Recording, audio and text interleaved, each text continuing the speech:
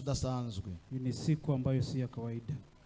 Uyu ni umunsi tutazongera kubona ukundi. Ni siku ambayo hatutaiona mara tena. Niyo mpamvu dushima Imana kuba yatugejeje kuri uyu munsi. Ndio maana twashukuru Mungu kwa sababu tumefika siku ya leo. Kuryama no kuramuka izo ni imbaraga z'Imana. Kulala na kuamka ni nguvu za Mungu. Kandi kumenya ibyo na amahirwe adasanzwe. Na kuyatambua na kuyajua ni iyo tubimenye dushima Imana.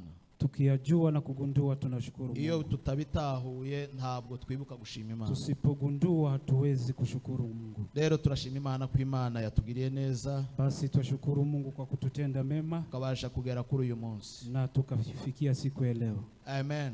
Amen. Ubundi turabiyegereje mu ijambo ry'Imana. Mara tena tuwakaribisha kwa neno la Mungu. Kugira ngo tubashe kubana umwanya Imana iduha. Ili tupate kuambatana kwa muda ambao Mungu atatupea. Icyongeyeho turihanganisha abantu bose bagize ibyago. Mara tena tunawapa pole wote ambao wamekumbwa na misiba. Tutirirwa tuvuga umwe n'undi bila kutaja majina. Hari abantu bagiye batubwira ko bagize ibyago babuza abantu. Kuna wengi ambao wametuambia ya kwamba wamekosa watu wao. Rero turavuze ngo mwihangane kandi mukomere. Basi farijikeni.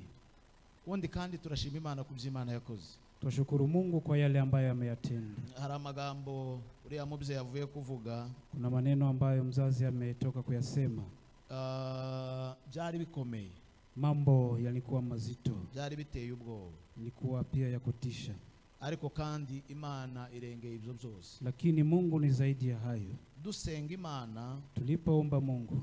Twasabye ko bari abantu bobona inzira bakaja kuvurirwa aho abantu bifuza. Tulimwambia Mungu watu hao wapate njia wapate matibabu. Imana igiye kubikora. Mungu alipoyafanya. Ntabwo yifashishije umuryango. Hajasimamia kwa familia. Ntabwo yifashishije ababyeyi buriya mwana. Hajasimamia kwa wazazi wa watoto. Imana yabikoze mu bubasha bwayo. Mungu amefanya kwa uweza wake. Itugaragariza ko ari Imana ishobora byose. Akazihirisha ya kwamba ni muweza yote. Turashima Imana kwiza yumva gusenga kwa. Basi twashukuru Mungu kwa sababu usikia maombi yetu. Reka tuganire ijambo ry'Imana. Wacha tuongee neno la Mungu. Serugo nadufashe gusoma. Ndugu Serugo atatusaidia kwa kusoma. Yobu ibice 29 umurongo wa 14. 29:14 katika kitabu cha Ayubu. Hareraze kudufasha gusoma abi Efeso ibice 6 umurongo wa 14. 6:14 wa Efeso. Aba Efeso 6:14 Yobu 29:14.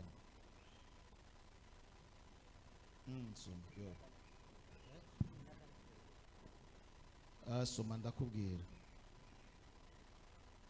Yobu ibice 29 ku murongo wa 14.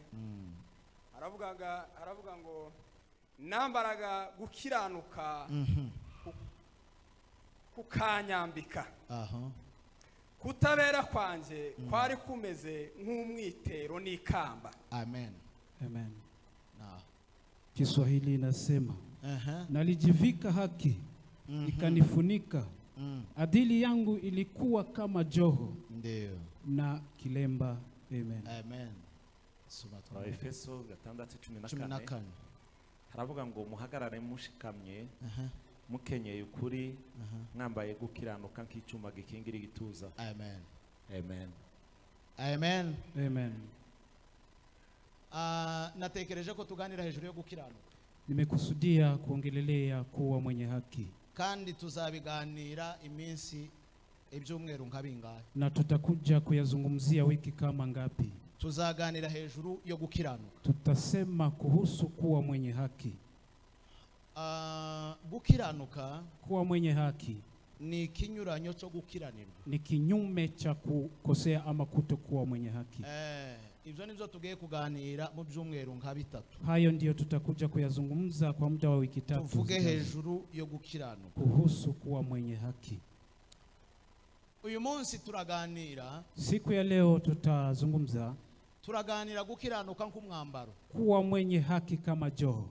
Kandi tuganire hejuru yo gukiranuka nk'umurage. Na kuwa mwenye haki kama urithi. Ibyo nibyo tubasha kuganira uyu munsi hejuru yo gukiranuka. Hayo ndio tutakuja kuzungumza kuhusu kuwa mwenye haki. Hariho ibintu byinshi tuzagenda tuganira. Kuna mengi ambayo tutakuja kuyazungumza.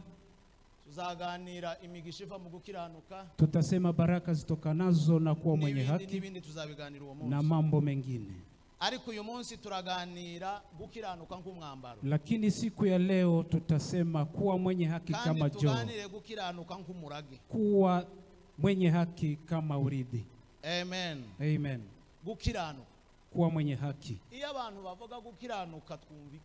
Watu wanaposema kuwa mwenye haki tunasikia nini? Icyaha kiva mu gukiranirwa. Dhambi hutokana na kuziakiwa. Gukiranuka ni ukureka icyaha. Kuwa mwenye haki ni kuacha dhambi. Ndio. Iyo tuvuga gukiranuka, Tunaposema kuwa mwenye haki, tuba tuvuga gukiranuka ku bintu bitandukanye. tunamaanisha kuwa mwenye haki kwa mambo tofauti. Abantu iyo bavuga icyaha bakavuga no gukiranuka, Watu wanaposema dhambi na kuwa mwenye haki cyangwa gukiranirwa, na kutokuwa mwenye abantu haki, bagenda babigenera ibintu bikomeye biremereye. watu hutenga mambo makuu. Ariko gukiranuka Lakini kuwa mwenye haki ni ugukiranuka mu bitoya, ni kuwa mwenye haki kwa mambo madogo tugakiranuka no mu binini. na kwa mambo makubwa.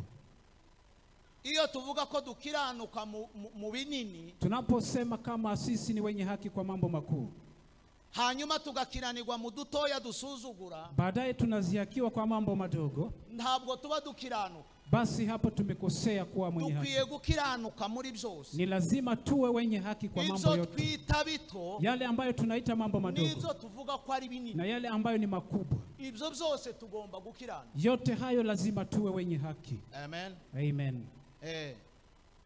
Amen. Amen. Gukiranuka. Kuwa mwenye haki.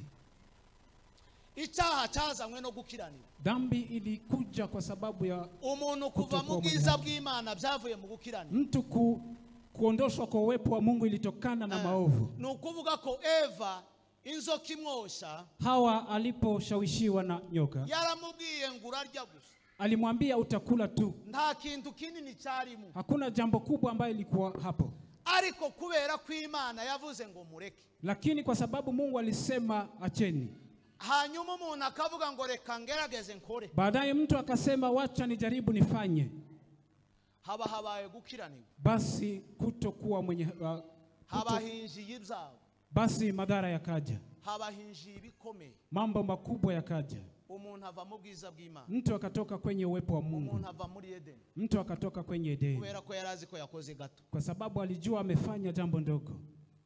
Iyo tuvuga gukiranuka, Tunaposema kuwa mwenye haki, umuntu azagenda wenda ugakiranuka ku 10, mtu huwa mwenye haki kwa fungu la 10, ariko warangiza ukariganya uwunda amashiringi 50, lakini baadaye unadhulumu mwenzako shilingi, ukumva wewe kuri umukiranutsi w'igitanga, lakini unajihisi wewe ni mwenye haki wa ajabu, urukiraniga udasanzwe, basi wewe ni wa kuziakiwa wa kubera ko ajabu, warenganyije iby'abandi, kwa sababu umezulumu mambo ya hanyuma wenyewe, ukavuga ngo ni bitoya gusa, baadaye ukayaita mambo ukavuga madogo, ngo none se 50, ukasema je 50, kandi nakiranuka ku 10, na mimi ni mwenye haki kwa fungu la 10. ukumva ko ni gatoya. Wewe unajihisi ya kwamba ni mambo madogo. Gukiranuka Kuwa mwenye ni haki ikintu gikomeye. ni jambo la ajabu.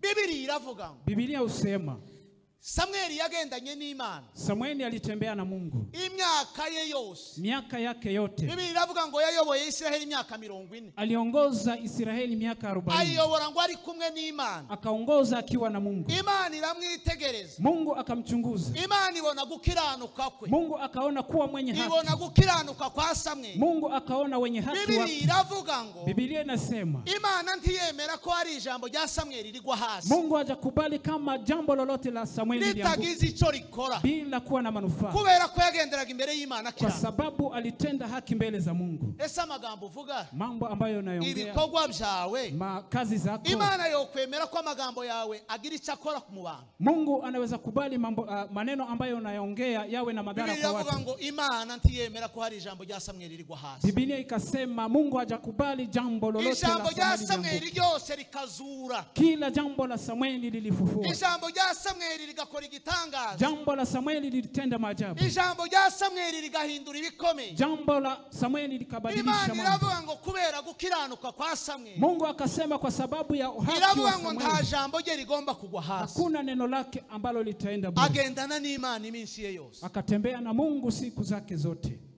Gukiranuka. Kuwa mwenye haki.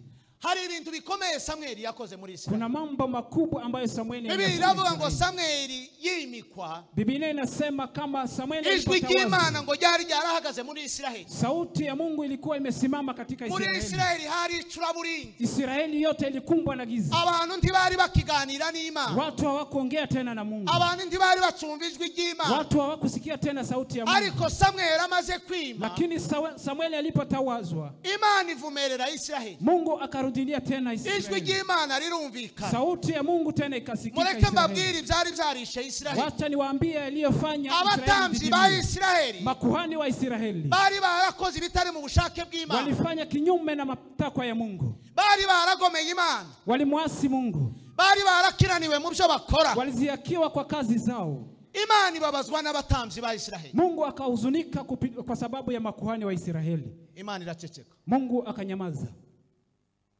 Abatambyi. Makuhani. Abatambyi baza bahagarika ijwi ry'Imana. Makuhani usimamisha sauti ya Mungu. Imana igaceceka ikivumbura ntivuge. Mungu ananyamaza. Hanyuma Imana ikohereza umwuka mubi. Mungu basi anatuma abantu bakavuga ko Imana yavuze kandi Imana itavuze. Na watu wanasema ya kwamba Mungu amenena kama Mungu hajanena. Imana iziyohereza. Na Imana izayohereza iyo myuka. Na Mungu utuma roho hizo. Imyuka y'ubuyobe. Roho ambazo ni za upotevu. Imana izitanga imyuka y'ubuyobe. Mungu utoa pia roho wa upotevu. Imana izitanga imyuka y'ubuyobe mu bantu bakiraniwe. Mungu utoa roho za upotovu kwa wale ambao abadakiranukira Imana. Wale ambao si wenye haki. Imana izibatumamwe umwuka w'ubuyobe. Mungu watumia roho abantu bakavuga ngo Imana yavuze itavuze. Watu usema ya kwamba Mungu amenena. Abatambyi bagahera mu gutamba Imana ntivuge. Makuhani basi wanatoa dhabihu lakini Mungu kohereza imyuka y'ibinyoma kabarivu. Na anatuma roho abantu bagatangira kuganira n'imyuka y'ibinyoma. Watu wanaanza kuongea na roho ambazo ni za uongo. Ijwi ry'Imana riraceceka kubera abatambyi. Sauti ya Mungu ikanyamaza kwa sababu ya makuhani. Icyakabiri. Pili. Na abacamanza.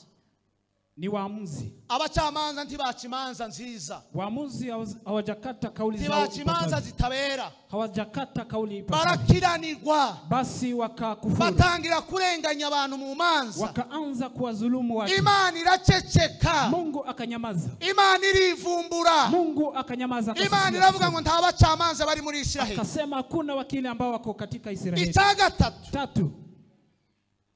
N'abahanuzi. Ni manabii. Abahanuzi bagomera Imana. Manabii wakamwasi Mungu. Abahanuzi barakiranirwa. Manabii abahanuzi bakora ibyabo. Wakafanya mambo yao. Abahanuzi ntibavuga ibyo Imana ivuze. Hawajasema kile ambacho Mungu amekisema. Imana iraceceka. Mungu akanyamaza. Ibasukamwe umwuka w'ubuyobe. Basi akawatumia roho ambayo kubera gukiranirwa. Kwa sababu ya kuzihaki. Imana Mungu ifata Samueli. Akachukua Samueli. Imugira umuhanuzi. Akamfanya nabii.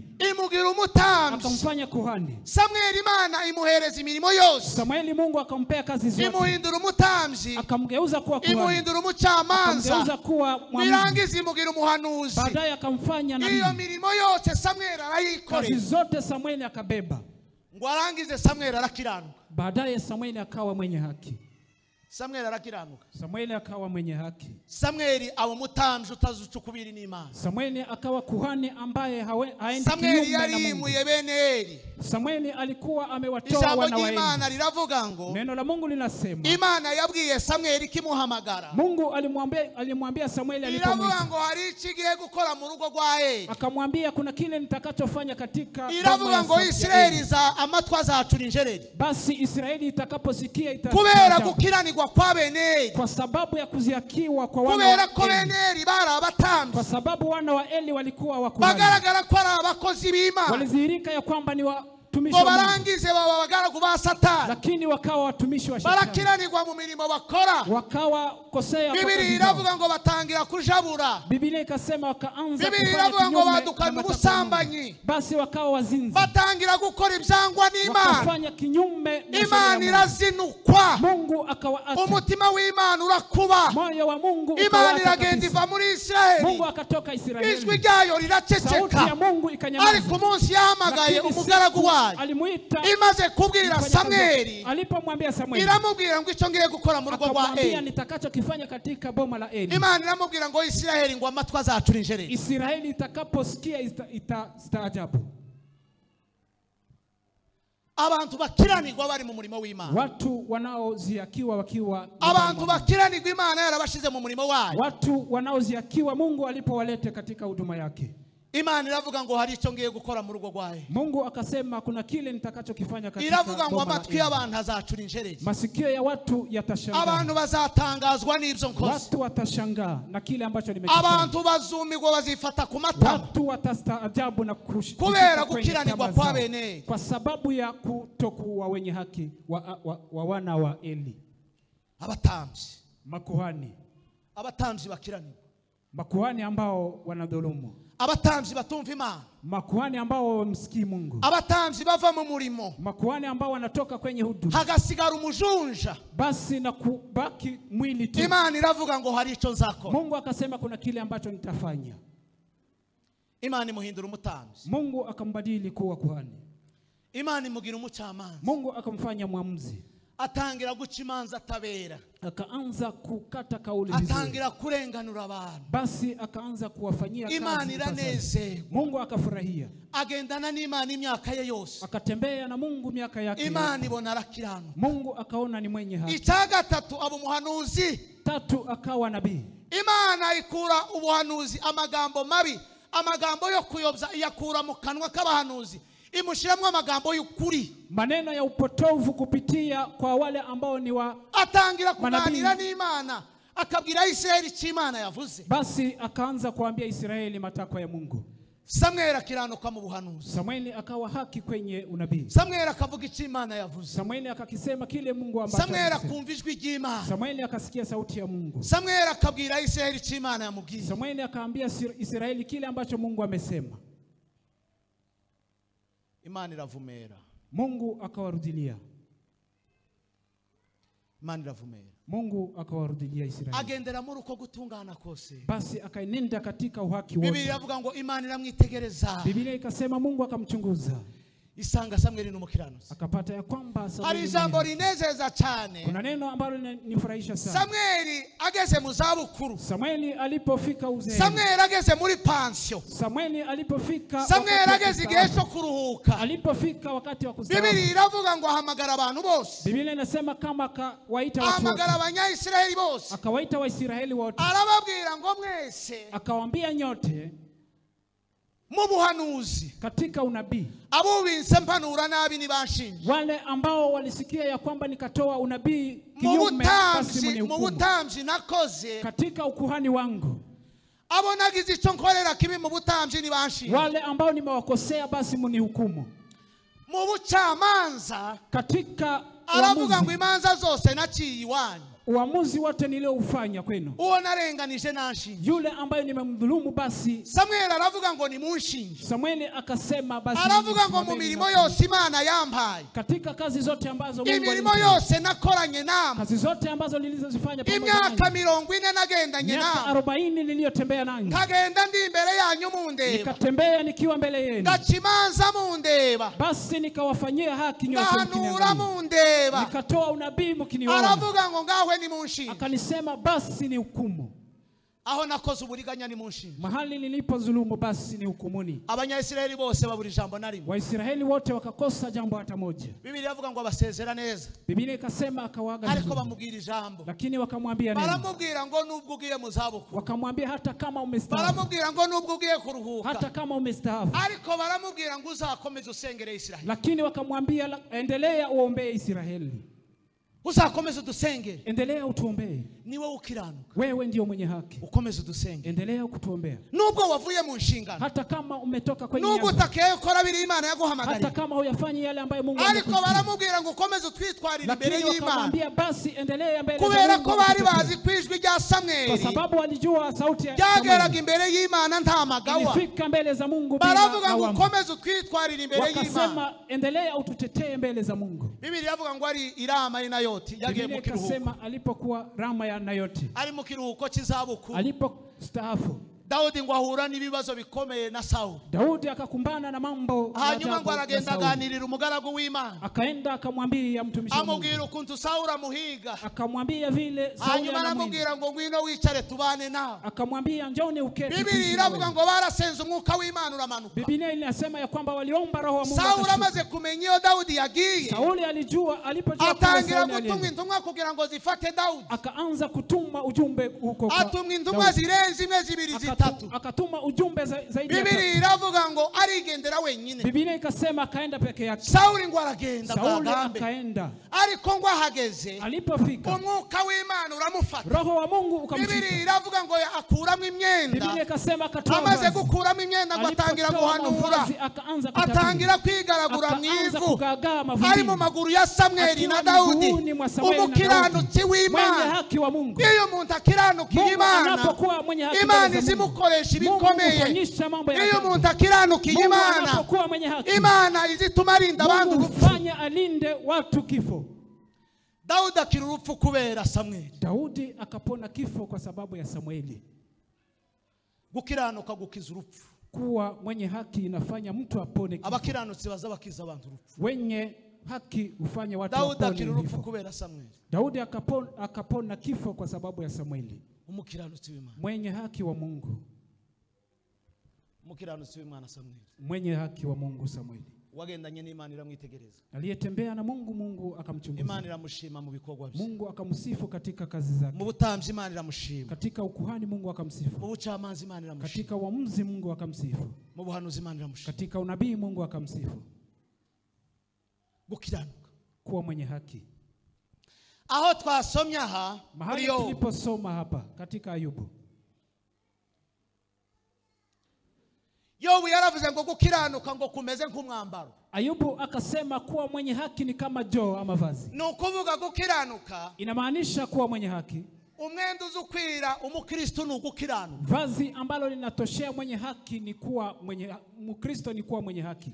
Gukiranuka niko kuranga umukristo. Kuwa mwenye haki ndio uzihirisha. Gukiranuka niko kwambika umukristo. Kuwa mwenye haki ndio uvika mkristo. Gukiranuka ni wo mwenda wacu. Kuwa mwenye haki ndio vazi letu. Ntabwo umwenda wacu ari uko twivuga. Vazi letu si kujitetea sisi wenyewe. Gukiranuka ni wo mwenda tuza twambara tukabera. Kuwa mwenye haki ndi vazi ambalo abantu batureba bakavuga ngo turakiranuka. Watu wanapotuona wanasema sisi. Biblia iravuga ngo Samweli. Biblia inasema ya kwamba Samweli. Uwere Dani ngukagera Berisheba. Tangu Dani ufika Abanyayisraeli bose bamenya ko yarundukiye mu buhanuzi bw'Imana. Waisraeli wakajua ya kwamba ameenda. Uwo wari umwambaro yikwije yambaye. Hilo lilikuwa vazi. Icyo nico cyari kirango cye. Hicho ndicho kilichomdhihirisha. Wari umwenda yambaye. Ilikuwa vazi alilolivaa. Imyenda izidukwira n'ugukiranuka. Vazi linalotutoshea. Imyenda myiza kuri twebwe n'ugukiranuka. Vazi nzuri kwetu ni kuwa wenye haki. Umwenda uzawambara n'uwuhe? Vazi unalolivaa ni gani? Umwenda wawe n'uwuhe? Vazi lako ni lipi? Iyo abantu barebye wambaye babona wambaye iki? Watu wanapoona kama umevaa nukuvuga ko utambaye gukiranuka. Usipovaa kuwa mwenye haki. Aba yambaye ubusa. Basi ni tupu. Biblia yivuga iki? Biblia inamaanisha nini? Biblia iravuga ngo Adamu na Eva bamaze gucumura. Biblia ikasema ya kwamba Adamu na Hawa walipoasi. Biblia iravuga ngo basanze bambaye ubusa. Walijipata wakiwa tupu. Kubera ko imyambaro yabo. Kwa sababu vazi zao. Bwari ubwiza bw'Imana. Ilikuwa uwepo wa Mungu. Kwari ugukiranuka kwao. Ilikuwa uhaki wao. Bari bambaye gukiranuka bari muri Edeni. Walivaa uhaki wakiwa katika Edeni. Ngo bamare gucumura bamaze gukiranirwa. Walipokufuru barambukirwa. Basi watupu. Umwenda wo gukiranuka bavaho. Vazi la kuwa haki ikawa watoka. Reka mbabwire bakristo bashamwe. Wacha niwaambie Wakristo. Iyo umuntu yamaze kwambukirwa. Mtu anapotolewa. Iyo umuntu yakiraniwe. Mtu anapokufuru. Aba yavuye muri Edeni. Basi aba yavuye mu bwiza bw'Imana. Inamaanisha alitoka katika Edeni. Ntabwo abacambaye. basi ana vazi lolote, abagenda atambaye, basi anatembea akiwa tupu, kubera ko yavuye muri Edeni. kwa sababu ametoka katika hari ibintu Edeni. byababayeho. Kuna mambo ambayo yaliyowapata. Icyambere ngo barambukiwe bamaze gucumura. Kwanza walijipata tupu. Icya kabiri bava muri Edeni mu bwiza bw'Imana. Pili wakatoka katika Edeni bava imbere y'Imana barahunga. wakatoka mbele za Mungu wakatoroka. Iyo umuntu yamaze gukiranirwa, mtu anapokufuru azava imbere y'Imana ntabakiri imbere y'Imana, kutoka mbele za Mungu, abari kure y'Imana, basi ni yuko mbali. Imana yabakuye imbere yayo. Mungu aliwatoa mbele. Biblia iravuga ngo bamaze kuva muri Edeni, Biblia inasema Imana ngo yafashe malaika, Mungu alichukua malaika, hanyuma ngo Imana imuhereza inkota, Mungu akampa impande zine za Edeni, katika fasi zote hagararamwe abamalaika bafite inkota, kasimama malaika wakiwa kugira ngo ntiyongere kugaruka muri Edeni, ili wasirejee tena katika iyo Edeni. umuntu yakiraniwe, mtu anapokufuru akava imbere na y'Imana, kutoka mbele za Mungu, Imana izifata inkota, Mungu uchukua panga ikakwimira gukomeza gutoba, kuzuia kuendelea kuharibu. Imana izifata inkota. Mungu uchukua panga.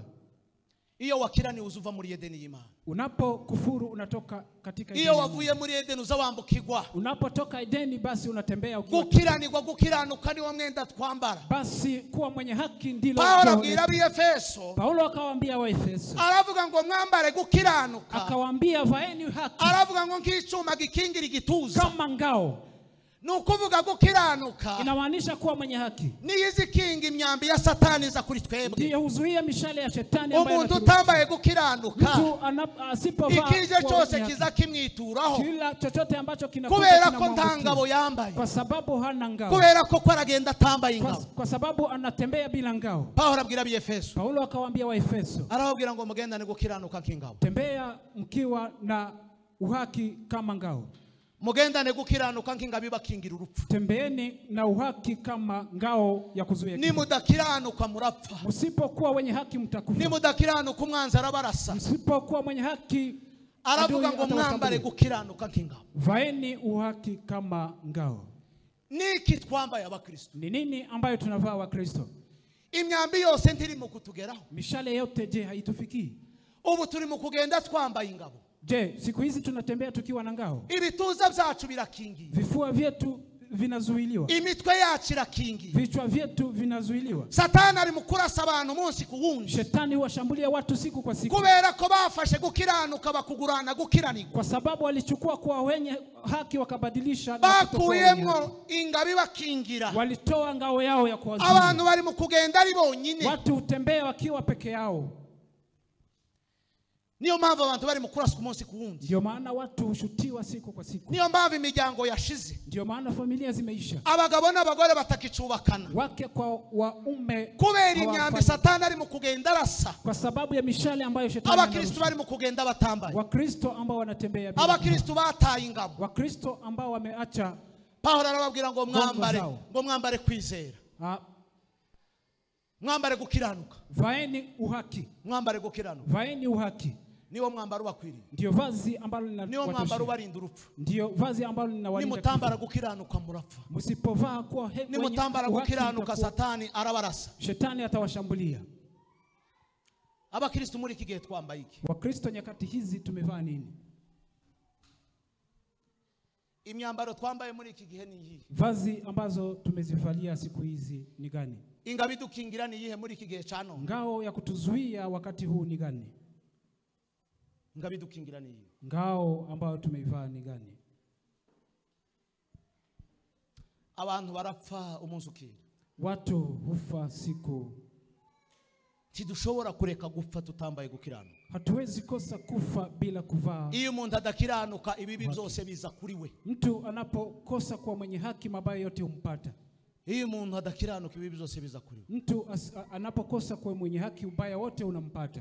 Abantu bakuyemwe ingabo, watu walitoa ngao, abantu bambuye ingabo barazitaye, watu walivua ngao na kutupa. Abantu bari mu kugenda ari bonyine, watu utembea wakiwa peke yao, barangiza bakavuza induru ngo barashwe, baadaye wanasema ya kwamba wameshutiwa. Ni gitangaza gikomeye cyane, ni ajabu kubwa sana. Umuntu akavuga ngo Satani yamurashe, mtu husema ya kwamba shetani amemlenga. Satani atakurasha kazi ke naka, shetani anapokosa kukulenga kazi. Biblia iravuga ngo isibonye isano kubera ko umwanzi ayimanukiyemo. Biblia inasema ya kwamba ole kwa ulimwengu kwa sababu Biblia iravuga ngo dufashe igihe ku rugamba. Basi Biblia inasema Tunasema ya kwamba tumo vitani. None se mugira ngo rugamba nuruhe turwana? Je, vita hiyo ni gani ambayo urugamba turwana n'urwa Satani? Vita tunayopigana ni ya Shetani. None nukubereka abantu bavuza induru ngo Satani yabarashe. Je, ni kwa nini watu piga yowe na kusema Satani atakurashe wagiye utambaye ingabo ntakaza bafite. Shetani anapokosa kukulenga unapoenda bila ngao, basi hana kazi yoyote. Twambare gukiranuka, tuvae haki. Abantu akanwa kabo kaba yakibinyoma. Watu vinywa vyao vimekuwa uongo. Abantu nukubeshana gusa. Watu ni uongo tu. Abagabo n'abagore ibinyoma nibyo bibatunze. Wake kwa waume uongo ndio. Umugore ntabwira umugabo ukuri. Mke anakosa kumwambia mzee wake. Umugabo agahisha umugore we. Mzee anakosa kumwambia. Abana ntibogisha babyeyi inama. Watoto hawezi tafuta ushauri kwa wazazi. Ikinyoma. Uongo. Satani ntashobora kureka kubarasa mutunzwe n'ikinyoma. Shetani hawezi kosa kutushambulia tukiwa. Uburiganya bwa Satani burakora muri iyi si. Basi udhulumu wa Shetani ulimwenguni unafanya kazi. Imana ibwira Samuel. Mungu akamwambia Samuel. Iramubwira ngo mu rugo rwa Eli. Katika boma la Eli. Hari icyo ngiye gukora mu rugo rwa Eli. Kuna kile ambacho nitakachokifanya. Abazabyumva bose. Watakaosikia wote. Bazifata mu matwi. Basi watastaajabu. Abazabyumva bose. Wote watakaosikia. Abazabyumva bose. Watakaosikia. Iyo umuntu yambuye ingabo, mtu anapotoa ngao ya hazabi kiborogo, basi kuna kuwa yowe, araraswa gapfa, basi ushutiwa na kufa. Abantu bagatangira kurira, watu wanaanza kulia, bakavuga ngo runaka yarashwe, bakisema bakavuga ngo runaka yapfuye, amefariki, induru zikavuga, induru zinasikika.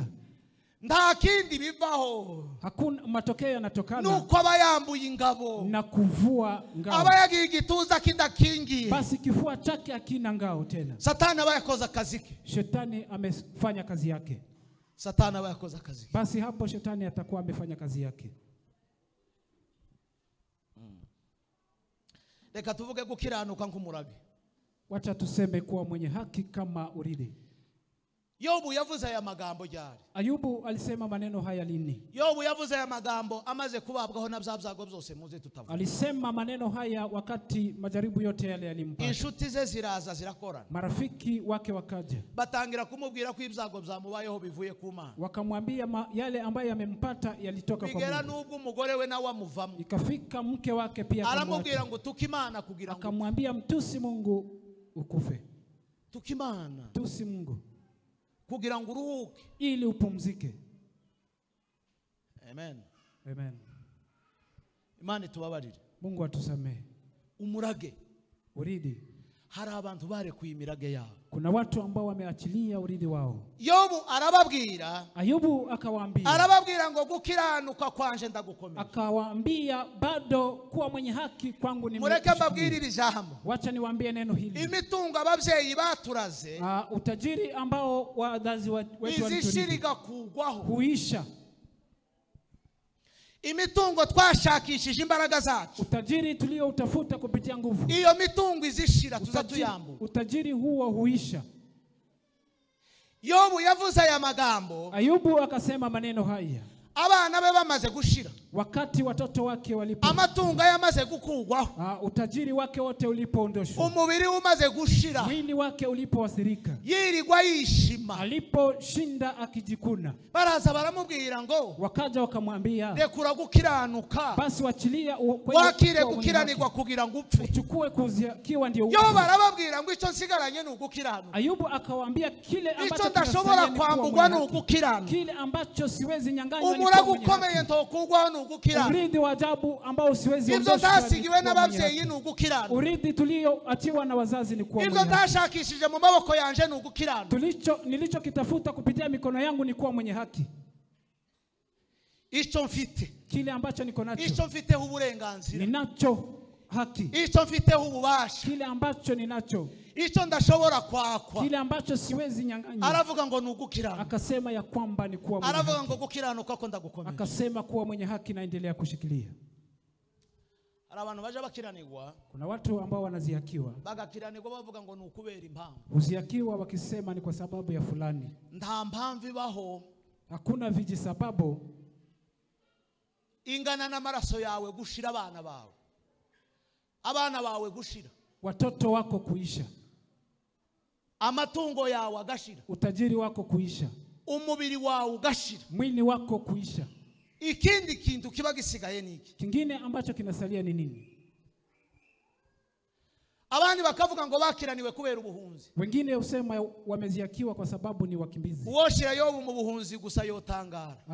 Mwenye anaweza weka Ayubu katika ukimbizini unaweza staajabu. Hanyuma abandi bakavuga ngo bakiraniwe kubera ubuhunzi. Wengine husema ya kwamba wameziakiwa kwa sababu ya ukimbizi. Abandi bakavuga ngo bakiraniwe kubera ko baburaye. Na wengine husema ya kwamba wameziakiwa kwa sababu abandi bakavuga ngo bakiraniwe kubera ko bambaye ubusa. Wengine wamesema ya kwamba amekosea kwa sababu ya kuvaa. Abandi bakavuga ngo bakiraniwe kubera indwara. Wengine wanasema wameziakiwa kwa sababu ya magonjwa. Abantu bakaja mu bapfumu ngo barwaje. Watu wanaenda kwenye waganga kwa sababu ya magonjwa. Abantu bakaja mu bapfumu ngo ibintu byabo ko birapfa. Watu wanaenda kwenye waganga kwa sababu ya mali yao. Bakavuga ngo bakiraniwe kubera ibibazo babo. Wanasema wameziakiwa kwa sababu ya kukumbana na shida. Ariko Yobu we yarasigaye adafite n'umubiri. Lakini Ayubu pia mwili wake uliathirika. Ariko abwira abandi aravuga ngo ico ntokwakwa no gukirana. Lakini akawaambia kile ambacho siwezi achilia ni kwa umurago ukomeye umuntu adashobora kwako. Urindi ambayo mtu hawezi nyang'anywa.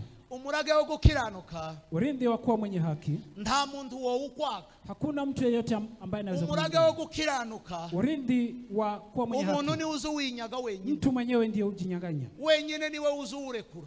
Mwenyewe ndiye uachilia. Ariko nta muntu wo ukwaka numwe kwisi. Lakini hakuna mmoja. Satani ndiyo kwaka umurage wo gukiranuka. Shetani hawezi kukunyang'anya. Satani yabwiye Imana amagambo menshi. Shetani akamwambia Mungu mambo mengi. Iravuga ngo Yobu ni ubutunzi wamuhaye. Akasema Ayubu ni kwa sababu iravuga ngo n'abana wamuhaye. Ni watoto wengi uliyompa. Iravuga ngo ni umubiri mwiza. Ni mwili mzuri uliyompea. Satani arahaguruka. Shetani akasimama. Ahagurukana n'imiganda. Akasimama na nguvu zake. Ariko Yobu aravuga ngo icyo atashobora kunyaga no gukirana. Lakini Ayubu akasema kile ambacho hawezi kuninyang'anya ni kuwa mwenye haki. Gukiranuka. Kuwa mwenye haki. Gukiranuka. Kuwa mwenye haki. Gukiranuka kwawe kunganiki. Kuwa mwenye haki kwako kuna amagambo ava mu kanwa kawe ukiranuka binganiki. Mambo yanayotoka kinywani mwako wewe ni mwenye haki kiasi. Umubano wawe n'abandi mubanye gute mu gukiranuka. Kuishi kwako na watu wewe ni mwenye haki kivipi? Uwandikiye Abaheburayo na Paulo yarabivuze. Aliyeandikia yaravuze ngo mugwanye uruhande mushaka uko mubana n'abantu bose amahoro. Pa nafasi yenu iweni na amani na watu. Paulo aravuga ngo wewe ukiranuke muri bagenzi bawe mu bandi. Wewe kuwa mwenye haki. Tushakire gukiranuka mu bandi. Usitafute kuwa mwenye haki. Aravuga ngo muri wowe wishakemwe gukiranuka ushaka kubana n'abandi bose amahoro. Kuishi na watu abo mubana muri quartier gukiranuka kwawe kungana. Wale ambao mnaishi na wao kuwa mwenye haki. Mumiri mukora ukiranuka bingana. Kazi zako wewe ni mwenye haki kiwango gani? Umuntu akavuga ngo ni 100 gusa. Mtu anasema ni 100 tu. Akarihisha umukoresha.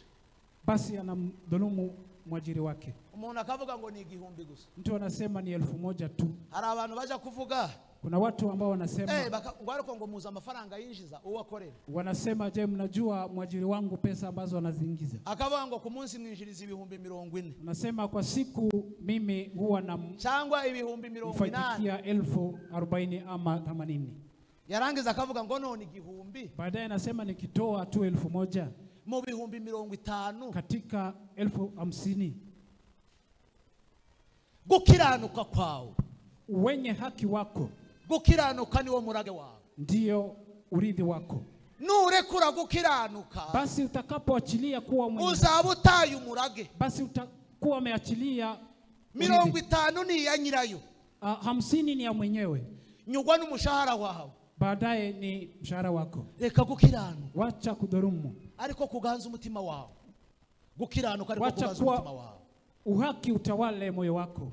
Reka gufata gukiranuka ngo ukugurane gukirani. Wacha kuchukua wenye haki ubadilishe na gukiranirwa ni igikoresho cha Satani kugira ngo atwambure umurage twahawe n'Imana. Kukosea ni kifaa ambacho shetani hutumia ili atutoe urithi. Kandi ibyo ngibyo byiswa amazina. Hayo yamepangiwa majina. Abantu hari ibyo bisa amazina byinshi. Kuna yale ambayo watu walipangia majina.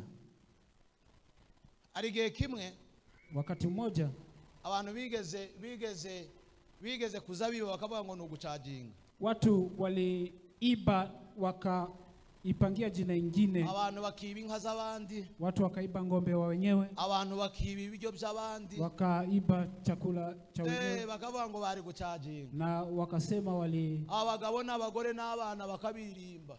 wake na waume abantu bakinjira mu ikanisa bagatega amaboko. Watu walipokuja kanisa barangiza bakavuga ngo bari gucaginga. Basi wakasema walikuwa wameenda. Abandi bakavuga ngo Imana yabarinzi yo bari bagiye. Na wengine kusema Mungu aliwalinda walipoenda. Bari bagiye kwiba. Na wao yo baravuga ngo gukiranuka ko ndagukomeje. Ayubu akasema kuwa mwenye aravuga ngo ibindi byose nubwo nabyambuwe, hata kama nilinyang'anywa, aravuga ngo nta wundi ufite uburenganzira mu gukiranuka kwanje. Lakini yule ambaye akona, aravuga ngo gukiranuka sinshobora kukurekura. Siwezi achilia. Aravuga ngo uko niko nsigaranye konyine. Aravuga ngo nta kindi mfite. Hakuna chochote. Aravuga ngo nta kindi mfite uburenganzira.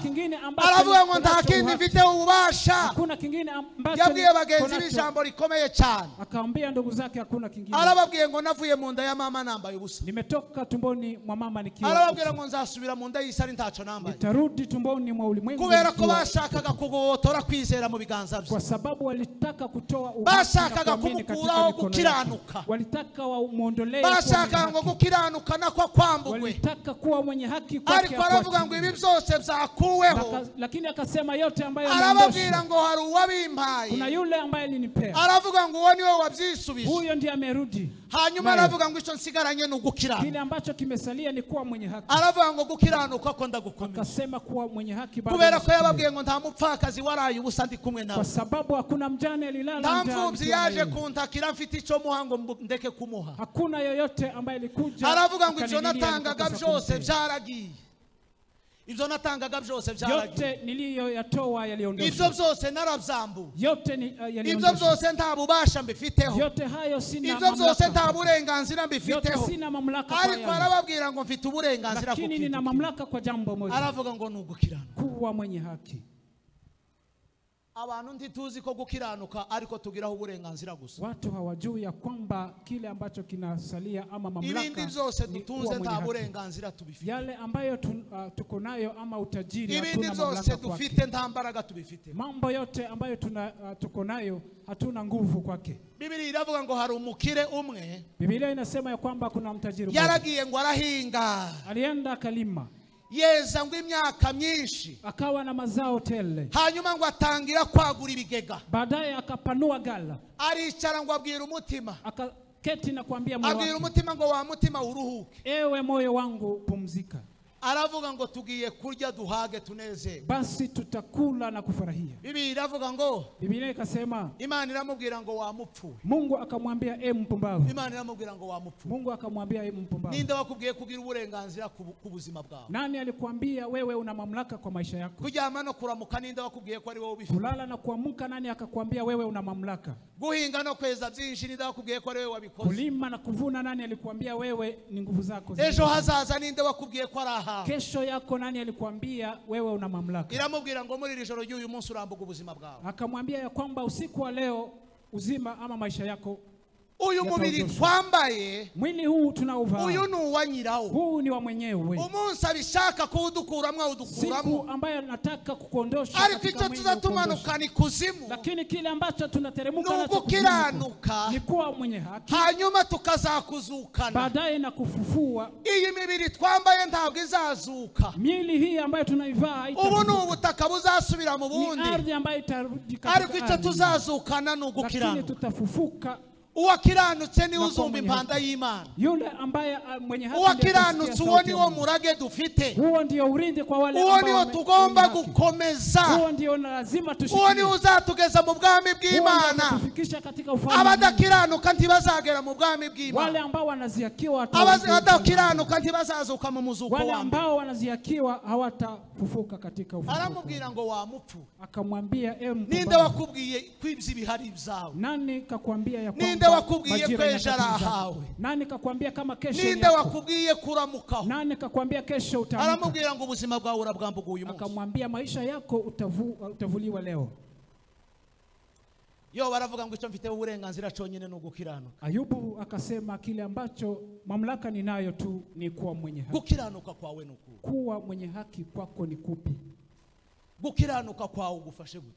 Kuwa mwenye haki kwako unaushikilia. Hari abantu bafashe gukiranuka ntibabifata nk'umurage wao. Kuna watu ambao walichukulia kuwa mwenye haki waliuchukulia kama si bakiranirwa umunsi ku wundi, basi ukosea siku kwa siku. Agakiranirwa mu gitondo, uziakiwa asubuhi, agakiranirwa ku manywa, uziakiwa adhuhuri, agakiranirwa ni mugoroba, uziakiwa jioni. Reka mbabwire, wacha niwaambie, uwo ni umurage wawe utanga. Huo ni urithi wako ambao unaupea. Uwo ni umurage wawe utakaza. Huo ni urithi wako ambao umurage w'ubwami bw'Imana duharanira. Urithi wa ufalme wa Mungu ambao tunaupigania. Unyura mu gukiranuka gusa. Upitia katika njia ya kuwa mwenye haki. Nta kindi unyuramo. Hakuna njia nyingine. Umunzani tureberamwo gukiranuka kwacu. Mzani ambao tunaona kuwa mwenye haki ni ijambo Imana yaduhaye. Ni neno ambalo Mungu alitupea. Imana yaduhaye ijambo ryayo. Mungu alitupea neno lake. Iratubwira ngo iki ni igipimo cyo gupima gukiranuka kwayo. Akatuambia hiki ni kipimo ambacho ni cha kupima kuwa mwenye haki. Ibyo dukora byose, yale yote ambayo tunayafanya, tuza tureba niba biri mu ijambo ry'Imana. Tuangalie kama ana mahusiano na neno la Mungu. Tuangalie kile ambacho neno la Mungu linasema. Ntitukavuge ngo dukiranuka muri ibi. Tusiseme ya kwamba sisi ni hanyuma ngo tuvuge ko ibindi byatunani. Na tuseme mambo mengine yalitushinda. Dore umunzani wo gupima gukiranuka kwa. Ndio mzani wa kupima kuwa mwenye haki kwetu. Ijambo ugiye gukora ryose ubanza kuzana ijambo ry'Imana. Jambo lolote ambalo unataka kulifanya, je, unaleta neno la Mungu? Ijambo ugiye gukora uzurishira ku munzani. Utakalo fanya lote unaweka kwenye mzani.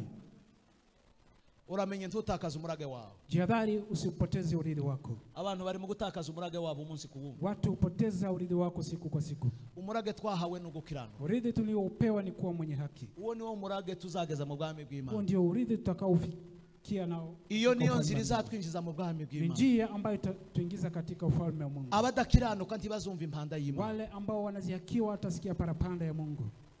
Gukiranuka kuwa mwenye haki niyo umurage wacu. Ndio urithi wetu. Guhera uyu munsi w'uyu munsi. Tangia sasa. Guhera ya masaha ya none. Tangia masaha ya leo. Wewe umvise ijambo ry'Imana. Wewe ambaye umesikia neno hejuru yo gukiranuka. Kuhusu kuwa mwenye haki. Wibaze umurage wawe urawukomeje. Ujihoji, je, urithi wako unaushikilia? Wibaze ukugenda wambaye. Jiswali, je, unatembea ukiwa na umevaa? Aho none ntiwataye imyenda. Je, pengine nguo aho none ingabo ntiwayitaye. Je, pengine ngao aho tuzaje kwitera hejuru satani yakurashe. Utakuja kushitukia ya kwamba shetani amekulenga. Dukomeze inyambaro twambaye. Tushikilie vazi ambayo tuko. Kwambara ingabo. Tuvae ngao kugira ngo dukire urupfu. Ili tupone kifo. Dukomeze gukiranuka. Tushikilie kuwa mwenye haki. Kugira ngo umurage wacu. Hii ni urithi wetu. Tituwambugwe n'umwanzi satani. Tusinyanganywe na mwovu shetani. Mwaguruke dusenge Imana. Simameni tuombe Mungu. Tugiye gusenga Imana. Tunataka kuomba Mungu. Hariho imbaraga zidushoboza. Kuna nguvu ambazo zinatuwezesha. Hari imbaraga zituma dukomeza gukiranuka. Kuna nguvu ambazo zinafanya tuendelee kuwa mwenye haki. Ni imbaraga ziva ku Mana. Ni nguvu zitokazo kwa Mungu. Ikiranuka ambaye ni mwenye haki. Idakiranirwa nk'abantu. Ambaye hazikiwi kama watu. Iyo nizi twambika imbaraga. Huo ndio tuvika nguvu.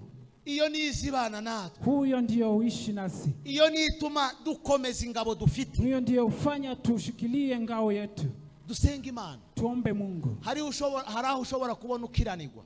Kuna mahali ambapo unaweza ziakia. Hari ushobora kubona bigoye. Kuna mahali ambapo unaona mambo. Hari ushobora kubona bigukubita hasi. Kuna mahali ambapo unaweza. Hari ushobora kubona umurage wawe ushaka kugenda. Kuna mahali ambapo unaweza fikia wewe kama mureke dusenge yaduhamagaye. Wacha tuombe yule ambaye kugira ngo ibashe kutwambika imbaraga. Ili atuvike nguvu. Biblia iravuga ngo Yesu Kristo. Biblia inasema Yesu Kristo ageze igihe cyo gupfa. Alipofika kifo. Atangira gusenga. Akaanza kuomba. Biblia iravuga ngo atangira kubira ibyuya bivanze n'amaraso. Kwamba akaanza kutoa. Abwira Sara avuga ngo iki gikombe kindengane. Akamwambia baba kikombe hiki. Yarashaka kurekura umurage we. Alitaka kuachilia urithi wake. Kubera ko yari afite amasezerano na se. Kwa sababu alikuwa na ahadi na baba. Ise yari yamubwiye ko namara kunesha azahabwa icubahiro. Baba yake alimwambia atakaposhinda atapata. Ise yari yaramubwiye ko amavi yose azamupfukamira. Baba yake alimwambia kila magoti atampigia. Ariko ngo agere mu bikomeye. Lakini alipofika mambo magumu. Aravuga ngo yaba byari biretse. Akasema ikiwezekana. Biravuga ngo arasenga. Akaomba.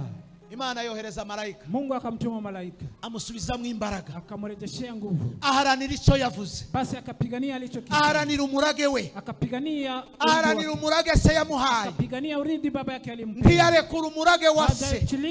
Ntiyarekura icyo se yamubwiye. Ntiyarekura icyo se yamusezeranije. Abantu turi mu kurekura ibyo ababyeyi bacu. Watu tunaachilia kile urithi wa ko turarekura imirage yacu. Tunaachilia urithi wetu. Umurage data yaduhaye. Urithi baba aliyetupea. Umurage wo gukiranuka. Urithi wa kuwa mwenye haki. Reka dusenge Imana. Wacha tuombe Mungu.